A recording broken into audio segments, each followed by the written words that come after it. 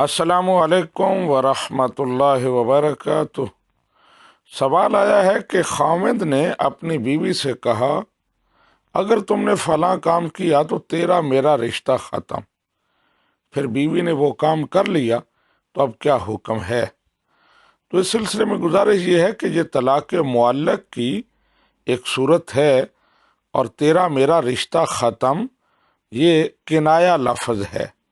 تو اگر اس نے یہ الفاظ طلاق کی نیت سے کہے ہیں تو جو ہی عورت وہ کام کرے گی اسے ایک طلاق بائن واقع ہو جائے گی، اور اب عدت کے اندر یا عدت کے بعد وہ دوبارہ باہم میاں بیوی والا رشتہ بحال کرنا چاہیں تو اس کے لیے نکاح ضروری ہوگا۔